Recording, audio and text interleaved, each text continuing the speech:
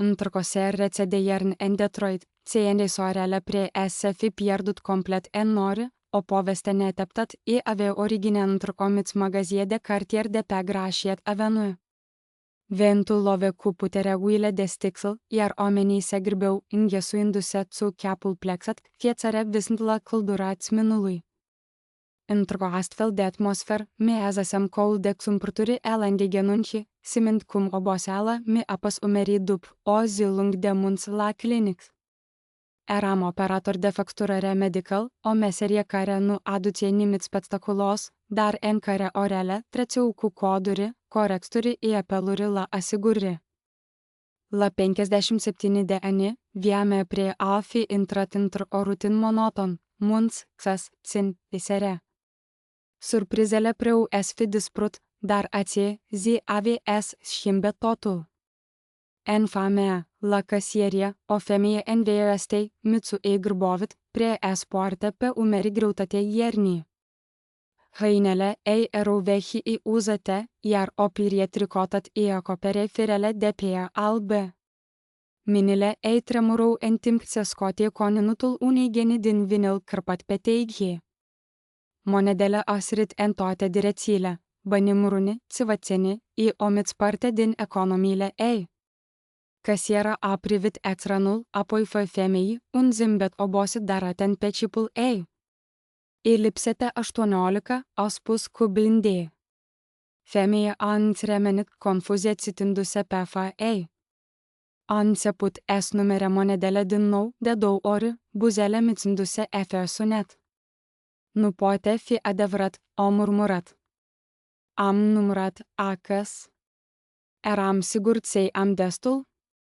În spatele meu cineva a oftat, iar altcineva îi mițat picioarele cu nerăbdare.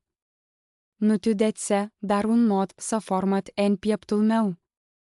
Poate ți era din cauza tremurului minilor femei, poate pentru ți ație privire de ruine tăcut mi se prea cunoscut, o privire pe care o purtasem efinismi de prea multe ori. Efers mă stau pe gânduri, am făcut un pas înainte. Ei plătes, am spus, aizând un bancnot de 20 pe teighi. Te rog, adăug el la al meu. Femeia s-a întors inițiat, privindu-ne cu ochii ei alerte, de o claritate surprinzătoare pentru cineva atât de fragil. A fost o clip în care am uitat de zgomotul magazinului, de vântul rece și de rândul din spatele nostru.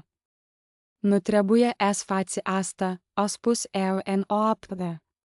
Tu, am răspuns. Dar vreau. Am suvinat din cap, strângându-i cumpărăturile într-o saco veche din PNZ. Seendei a ridicat sacoa de pe teighe, mâna ei a atins-o pe a mea. Era rece. Prea rece. Buntatea nu dispărea, a spus ea linitit. Se întoarce.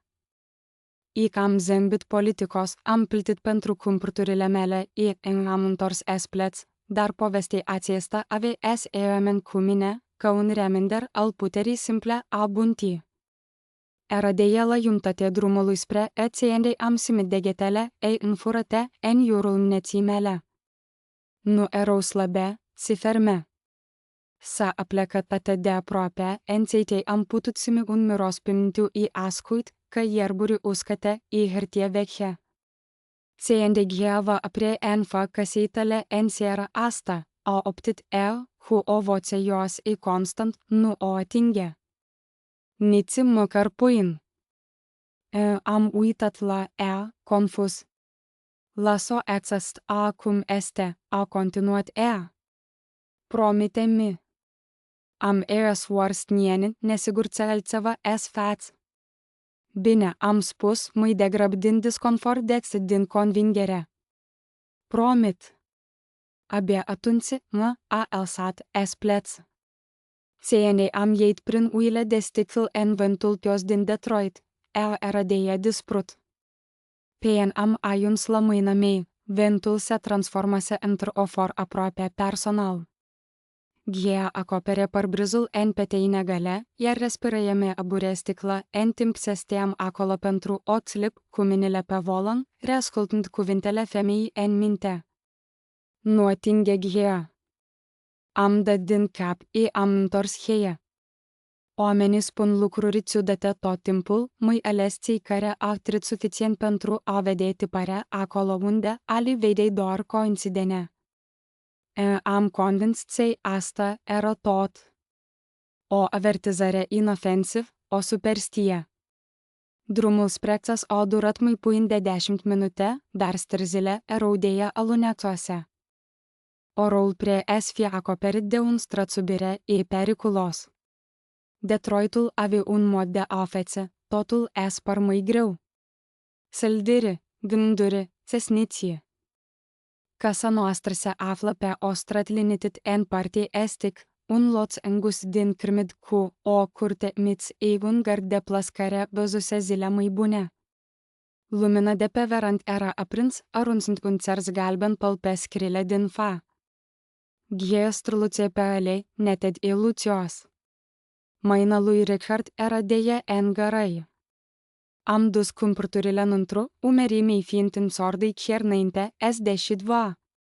Casa mirosea vag o cafea și ulei de motor, amestecul familiar care se aga de Richard indiferent de ori îi splam hainele. El era în buțtrie, stăind la teghie, navigând pe telefonul său. Nu s-a uitat la mine țăind am intrat.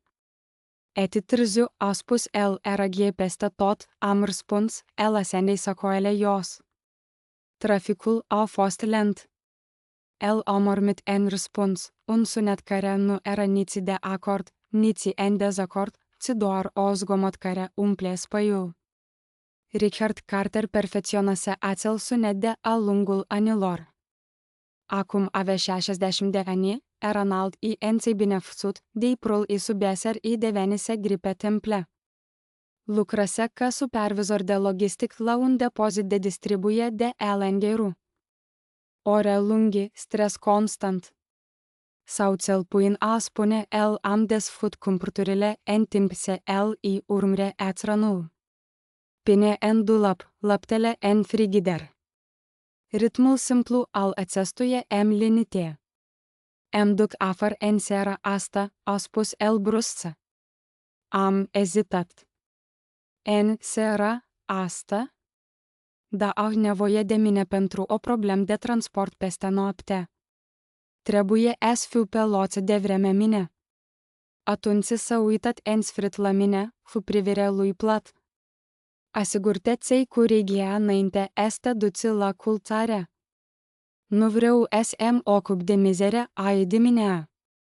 Acolo era instrucțiunea. Nu era o solicitare, nici măcar o întrebare. Primul meu instinct a fost să dau din cap, să accept fără ezitare, cum am făcut timp de 10 de ani.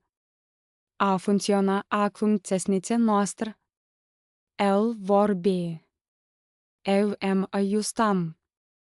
Dar cuvintele din magazinul de bisnie s-au ridicat neinvitate, ascuite. Țăind apare Ghea în fa căseitele în seara asta, nu o atinge. A putea aștepta pe în dimine, am spus cu grie. Se anun vremea mai rețe peste noapte. Curarea acum scărpute nu aiute prea multă. Mățilarul lui Richard s-a esteienes. Am spus în seara asta, a răspuns el și va lua doar 15 minute. Orițum ete acas? Acas orițum. Am simțit cum ceva s-a schimbat în interiorul meu. Un lucru mic, tăcut, dar solid. Am avut o zi lung, am spus. Și genunchiul meu a început să-mi doar din nou. El a exhalat pe nas, iritat. Ai mereu ceva. Tăcerea care a urmat era dens inconfortabil. Tream în tăcerea că acesta de nebune, ocolindu-le, făcându-ne ținus în ziduri. Richard i-a luat iacheta și cheile.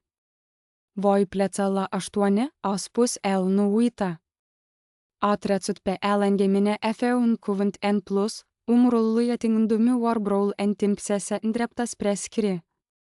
Am rămas singur în bucătărie, privind va din spate, la reflecția vag ochii care strălucea afară. Pentru prima dată după mult timp, nu eram sigur ce-i voi face, ceea ce mi spusese soul meu. Richard a plecat cu puțin înainte de aștoane, închizându-se în urma lui cu un zgomot surd, final care a răsunat prin toată casa. Am observat de la fereastră din living cum mâina lui a dat înapoi pe alei, roile scârnind peste stratul subire de ghei. Lumina roie a stopurilor a dispărut la capătul stârzii, înghide întunericul țănui albstrui al unei serii timpurii de iarnă. Casa prea mare în momentul în care el a plecat prea liniștit. Fiecare sunet preței se întinde, amplificându-se în absena lui. Am însuiat apoi am verificat-o din nou, răsuțind zvorul pe în afsut un țlic ferm. Am liniștit spunându-mi ce eram prea căut, nimic mai multe. Iernile din Detroit aveau un mod de a-i face pe oamenii să fie neliniști. Afară, temperatura scădea rapid. Gheia se îngroape treptele de la verandă și pe alei de acces, transformând pământul într-un strat neted și periculos care reflectă lumina verandei ca pe un sticl mat. Am stat acolo o clipă lung, cu paltonul pe mine, lopata sprijinit de perete acolo unde Richard a lăsat o mâini de vreme. Tot ce trebuie să fac era să o ridic. 15 minute, spusese el, am gândit la strânsoarea bătrânii pe mâneța mea, la greutatea din voce ei. Nu nici măcar puțin. Am întors spatele, și am închis va. Nuntru am mețat prin căs cu o energie neliniștită. Am aprins limpile suplimentare, umpând camerele cu o lumină cald care alungă umbrele. Am tras draperiile pe erandei, apoi am oprit la fereastra care despre curte. Linia gardului era abia vizibil acum. Aleea din solo de el era complet înghid de întuneric. Ventul s-a intensificat zgudând sândurile sălbite de pe opron. De undeva, în depărtare, un metal a climpnit, a suit igol, apoi a tăcut din nou. Am liniștit spunându-mi ce nu era nimic. O poartă sălbit un cod de gunoi răsturnat. Într-o serețe, am înțins o sup, dar am reuit să gust de loț aroma. Pofta mi distruse, el ascendei în urmă o presiune apstoare în pieptă care refuză să se mă îndepărteze. Am verificat telefonul. Nici o mesaj. Semnalul tremură, apoi a țăzut pien la un singur semnal. Aproape de ora 10, luminile s-au estompat pentru o clip, apoi s-au stabilizat. Inima mi-a căsărit în piept, de team să nu era nimic în neregul. Am însuiat va din spate, apoi pe cei din dormitor. Am simțit ridicol făcând asta, dar am continuat, FRSM gândesc prea mult. Ținând în sfârșit am urcat la etai, ne am schimbat în hainele de noapte, și am azat pe marginea patului, ascultând. Casa scrie, lemnul vechi răspunde frigului. Printre sunetele familiare, am crezut să-i aud altceva. Un zgomot uar. Am oprit din respirație. Sunetul s-a repetat. Lent, deliberat. Am aproape de fereastră și am privit prin crăptura perdelei. Curtea era liniștit, acoperit de un strat de ghei care strălucea slab sub lumina lunii. Nimic nu se mița. Am expirat aburul înghiet umpând sticla. Mi-el sam imaginea es zburde. Asta era tot. Somnul a venit în cioburi. Am alsat purta de visuri, doar că îmi trezesc la cel mai mic zgomot. La un moment dat, am visat o pe femeie din magazin. Stea la marginea curii mele, figura ei estompat de brum, dar privirea ei era tios ca niciodată. Ghea e amintită, a zis ea calm. Oamenii uit, dar ghiniți odat. Am trezit brusc, inima bătându-mi cu putere, iar casa era tot în jurul meu. Am verificat ceasul. Era puțin după ora 3. Mult timp am stat acolo, privind tavanul, așteptând dimineața să vin. Dimineața a sosit încet ca după o furtună, că ixum noapte îi consumase tot violena, lăsându-i în urmă doar liniște. Am trezit cu o lumină gripălit aprindu-se împotriva feronerilor dormitorului și un sunet strident serea. Niciun veientei, nici o trafic îndepărtat, doar sunetul lent și constant al propriei mele respirări. Pentru o clip am uitat de ghea, de avertizare, de neliniște care a urmărit pe parcursul nopții. Apoi am ridicat. Casa prea calm, ca o respirație inut. Mi-am tras pe mine un pulover gros și am înfurat în halatul meu înainte de a merge la parter. Podeaua era rece sub picioare, un fel de frig care pătrunde adânc, reamintindu-i ce este iarnă, indiferent dați e plăță sau nu. Am făcut cafea din obinuin, mâina murmurând doar în buțtre linitit. În timp ce cafeaua se prepară, am aproape de fereastră din fa. Am oprit brusce. Curtea era acoperit cu un strat perfect de ghei, neted și intact, întinzându-se de la treptele terasei pien la gard. Prinde lumina diminei care abia se ridiță, și o reflectă înapoi, argintie sticlos aproape frumos în liniște ei. Aproape, pentru ce este iubitind de ație suprafa perfect se întinde o deie de urme de păi mari. Începând de la poarta lateral, fiecare pasapsă adânci în ghea, fiecare mițărea deliberat e grei. Se îndreptă direct spre țas, oprindu-se chiar înainte de teras. Apoi a întors. Stomacul mis a STNS. Prinul a început să circule în jurul căsii, încet metodic conturând silueta pereilor. Pe măsură ce se îndreptă spre spatele căsii, unde feronele dormitorului de în curte, inima mică a început să bat mai repede. Am apăsat palma pe geam, simțind cum degetele mi tremurau. Urmele de pâi se opreau exact sub fereastră, mea de la dormitor, iar e aproape, să-i putem să-l vedei. Cineva stă acolo, în întuneric, privind în sus, observând. Sunetul aparatului de cafea care bipă în spatele meu o ruptă serei, iar am sărit, umerii atinând blatul. Pulsul meu era atât de rapid înceteisimem cum mi bătea în gheitei. Am aplecat mai aproape de fereastră, forându-mi să privesc mai atent. Ghea era intact în jur, cu excepția locului pe unde trățuser acele țizme. Urmele erau adânci, inconfundabile, nu erau ale lui Richard. El ținut bine pe el, păi e însirile lui. Acestea erau mai mari, mai grele. Cineva venise în noapte, în timp ce eu dormeam. Și atunci, ca o revelație, am realizat. Dați a fi zgret ghea acum mi spusese Richard, acum nu ar fi existat nimic de văzut. Niciun traseu, nicio dovadă, doar beton gol și o senzație de rupe care nu o putem explica.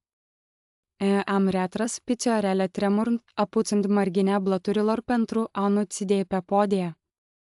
Mintea mi alergă, încercând să completeze golurile pentru a ne lege ce vedem. Niciun geam spart, nicio forat, nimic furat, doar urme, unele atente. Am plimbat de la fereastră la fereastră, mițarea mea fiind lent, temându-mi să-i dați gribes ceva teribil scarpute de zvlui. La din spate era înțuiet, feronere feronierelor era asigurat. Totul prea exact acum el-tam elsat, cu excepția ghei. Exceptând ceea ce e aminte. O realizare rece s-a așezat asupra mea, grea e inconfundabil. Cineva tietei sunt singur. Cineva îi luase timpul să vin aici, să se plimbe în jurul căsei mele în întuneric, să o observe, să mă observe. Cu mâinile tremurând, am ajuns la telefon și am realizat cu o claritate bruscețe nu mai era ceva ce puteam înfrunta singur. Degetele mi tremurau atât de tare încât a trebuit să compun numărul de 2 ori.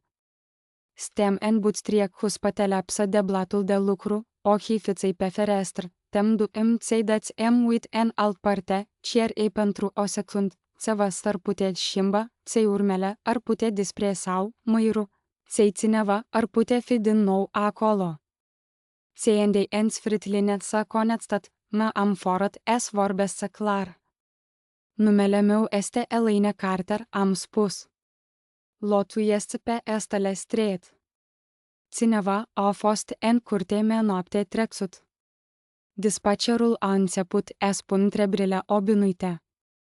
A fost cineva rănit? A fost o spargere. Eram singur? Am răspuns fiecare întrebări cu gri, vocea mea fiind mai stabil decât îmi simeam. Nu, am spus. Nimic nu a fost fără, dar există urme în ei. Ele se întind în jurul căsei mele. A fost o scurt pauză la celălalt capăt. Bine, doamnă. Un ofier va fi trimis. Vei rugăm să rămâi în interior și să nu deranii zona.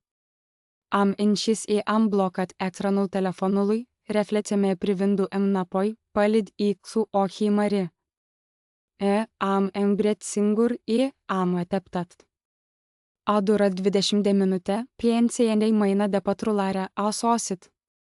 Am privit din spatele perdelei cum se apropie, roile cronsnind doar peste stradă înghiet. Un bărbat înalt a apit afară, aburul respirăiei lui făcându-se vizibil în aerul rece. Semiță cu o încredere oară că Ițum ar fi văzut prea multe pentru a se panica din cauza lucrurilor mărunte. A bătut odată cu putere la fe. Polia a strigat el am deșis va doar țeitei să-l vede bine înainte de a desfura lantul. Mică făsut un semn scurt cu capul. Ofier Marcus Holloway, a spus el eti Elaine Carter. Da? Apit nuntru tergind gheia de pe bocanțe. Privirea ei s-a îndreptat rapid, cuprinzând camera FA se opri. De ce nu mi-ari ce ai văzut? Am ieit pe verandă împreună. Frigul a lovit în plimni, dar aproape, să nu îl am observat. Ofierul Holloway s-a plecat elând primele urme de păi, studiindu-le cu atenție. Acestea nu sunt aleatorii, a spus el după o clipă. Adânțime e bun, urme adânți, bocanții de lucru sau bocanții de siguran. A urmat traseul încet, efțeind țărțurii în jurul căsei, exact cum făcuse istrinul. Expresia lui s-a făcut din ce în ce mai serios cu fiecare pas. Persoana aceasta nu era beat, a continuat el nu era în grabă. Tia exact unde merge. Am înghit greu. Poi să-mi spui țeitei de înalt era? Holloway o măsură distanța dintre apoi cu privirea. Cel puțin vienas cablelis 8 metru, poate mai multă. Pas lungă. Am îmbriet mai esteiones. Soul meu a plecat pe la 8 aseară.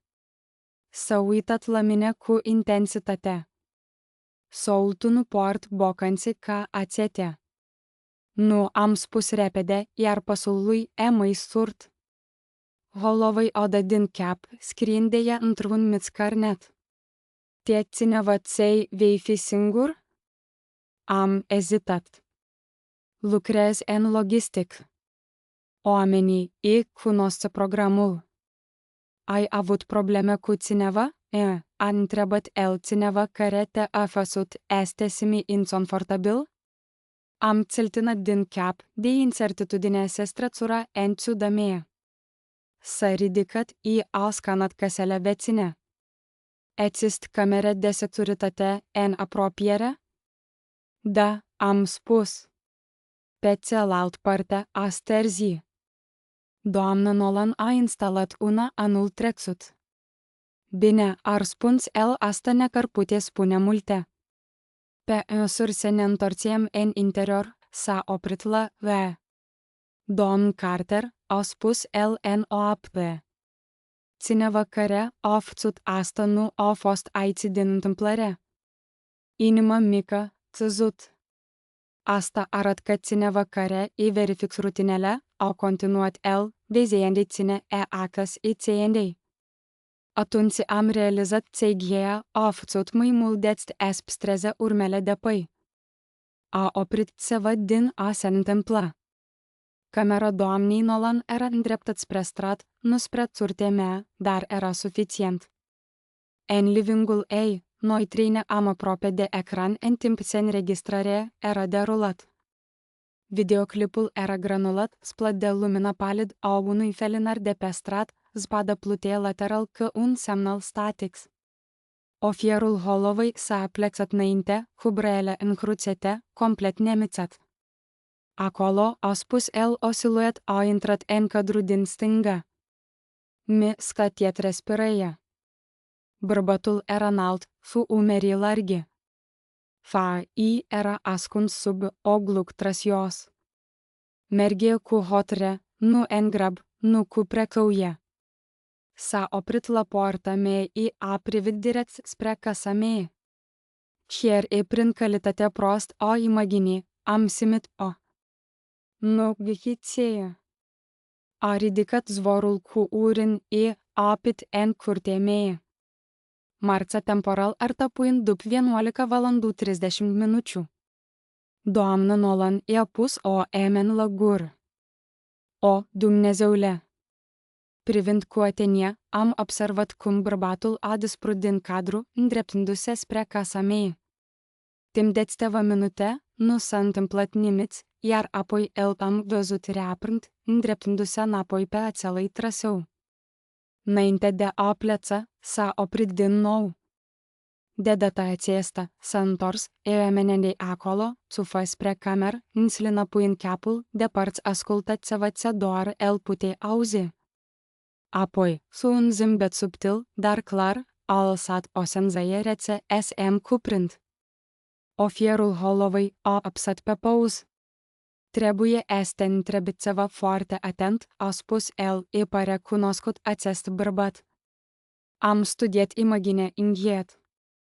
Gluga îi ascunde cea mai mare parte a fei, dar ceva în lecturi cu statura lui mi-a trezit amintiri adânse. Nu sunt sigur, am recunoscut.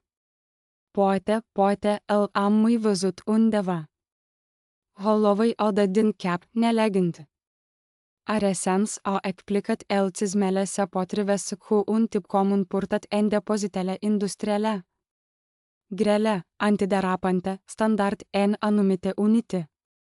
Unde lucrează tu din nou? Întrebat el la un centru de distribuție L&R, am răspuns automat.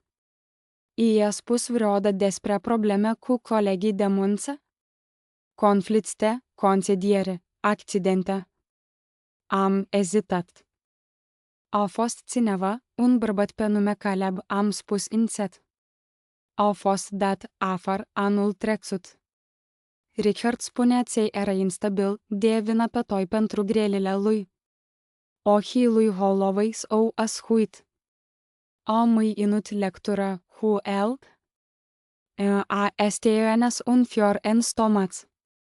Nu tu, am spus. Richard nu mi mai spunea multe lucruri. Asta a fost momentul în care a venit al doilea apel. Holloway s-a dat la o parte pentru a răspunde la telefon. Am observat cum expresia lui se schimbă pe măsură ce asculta. Maxilarul i s-a însletat, umerii s-au înțordat. Țeiandei a încheiat convorbire, mi-a privit altfel. Doamna Carter, a spus el, am obținut imagine suplimentare de la o cameră de trafic din apropierea locului de munți al soului tu. Pulsul mi bătea cu putere în urechi.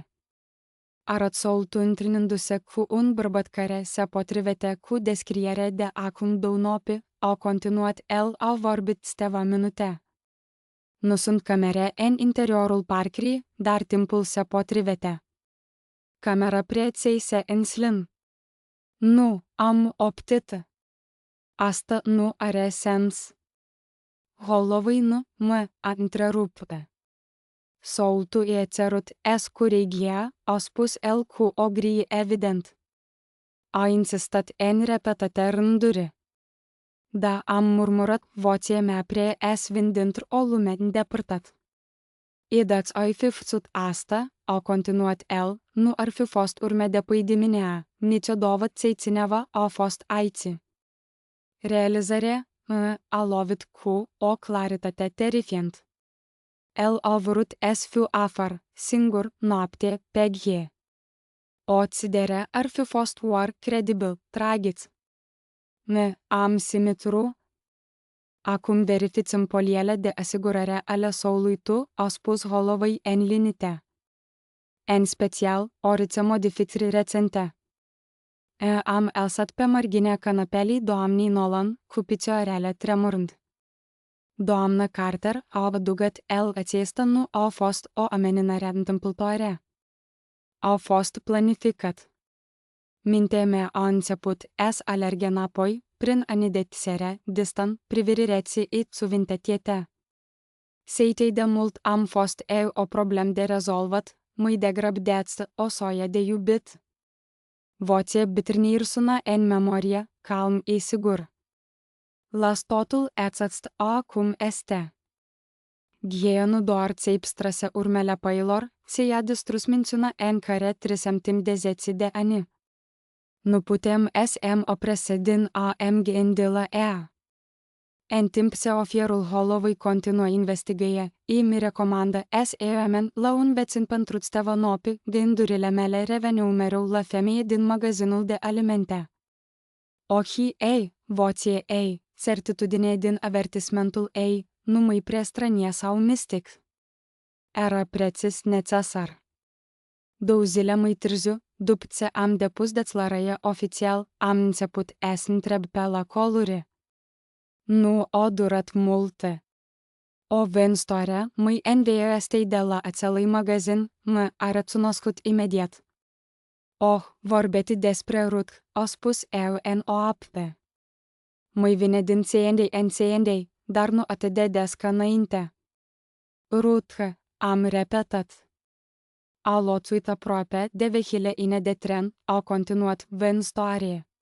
I-a pierdut soul acum câțiva ani, au alunețat pe ghie în fac casei lor, au murit înainte să ajung ambulană. Am oprit simându-mi respirațiat.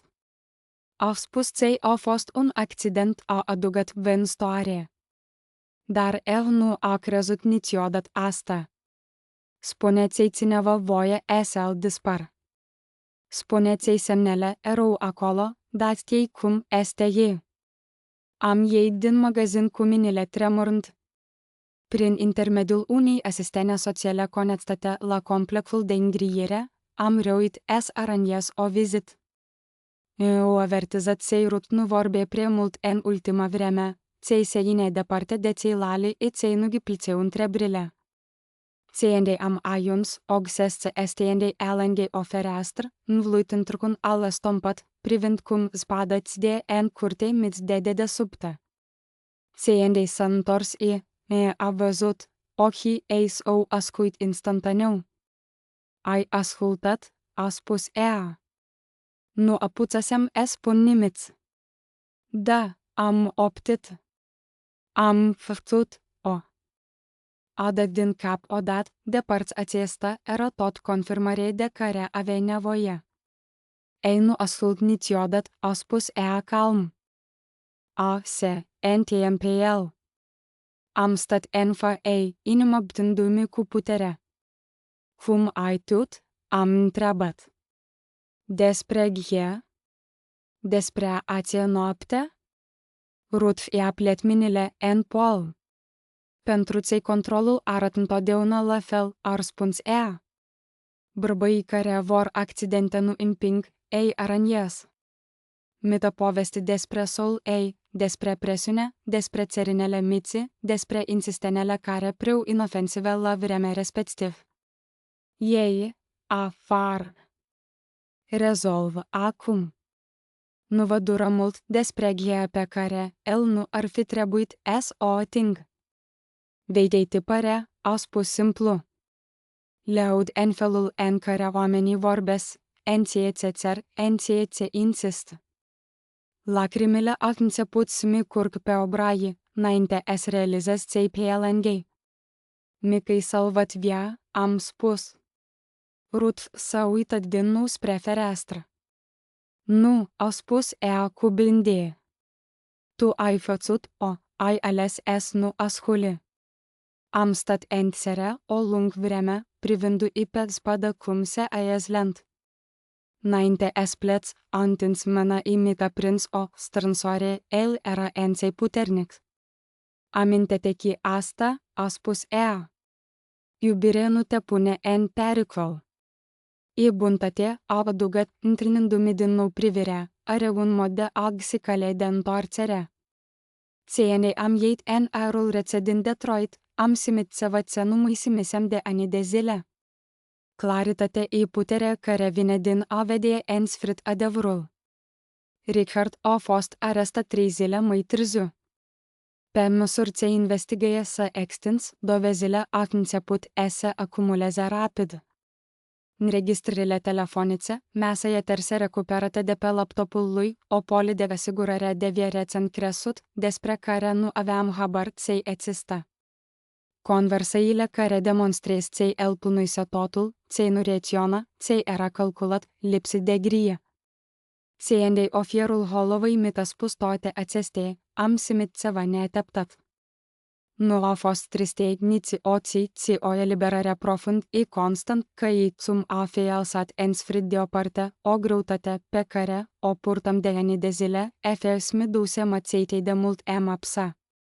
Nu am prielenes ție de el ludus. Am privit din fereastră livingului cum mâina de patrulare se îndepărtă de pe strat, acei strat pe care el mi-a promis ținva ți-ai va proteia, ți-ai va construi o vie împreună cu mine. Aceea promisiune expirase cu mult înainte ca căsutuele se închid. În săptămânile ce au urmat, am mutat la o vecină, apoi la sora mea, în afara oraului. Nu mai puteam dormi în aceea casă. Nu la început. Fiecare scris prea tare. Fiecare umbră prea content de prezena mea. În cele din urmă, am luat o decizie pe care ar fi trebuit să o ia cu mult timp în urmă. Am vândut casa. Agentul imobiliar mi-a spus că avea o structură bună, mult lumină poate în el. Am zâmbit la asta. Osele pot fi puternice și totul îți păstrează durerea. Lumina poate fi blocat ani de zile înainte de a găsi drumul. Am mutat într-un apartament mic, mai aproape de centrul oraului Detroit. Nimic extravagant, doar liniște, siguran, locul meu. Pentru prima dată în 10 de ani, nimeni nu mi spune ce es față. Nimeni nu țere plăței. Nimeni nu mi arănea viața pe o serie de obstacole. Era o ateptri simplă, supraviețuiesc în liniște. Uneori, în dimineile rece, îmi gândesc la ghie. Cum ceva atât de obișnuit, atât de ori de ignorat, a devenit diferența dintre vie și moarte. Cei de aproape, am fost de a ei afară doar pentru ce a mis să spus. Pentru ce ascultare prea, odată mai ori de te rezistenă. I îmi gândesc la Ruth, la cum bunătate căltorete în țărți, de la mine la ea. De la înapoi la mine, nu că banii s-au reținut, ci că un avertisment detectat în momentul potrivit. Oamenii îi spun sort, noroc sau coincident. Nu. Îi spun ascultare.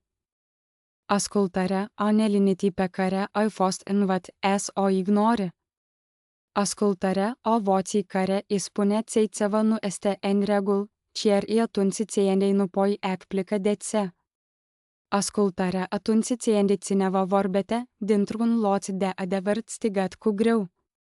Ghea abstrat în memorie ție ce eram pe cale uit. Și din cauza asta sunt înței aici. Lețide din acest poveste. 1. Rutina poate ascunde pericolul atunci țienei nu o împui la îndoială. 2. Intuie vorbete adesea în opte. 3. Controlul deghizat în îngrijorare este tot control. 4. Mițeațe de bunătate se pot întoarce ca avertismente salvatoare. 5. Ascultare la momentul potrivit poate schimbă totul. Dați acest poveste te-a făcut este oprete, întrebte un singur lucru, ai fi ascultat? Ce lecție ai extras din acest poveste? Și din ce oră te iei? Dei un like, împărtete și las un comentariu mâios. Voția ta ar putea ajuta pe altcineva să asculte.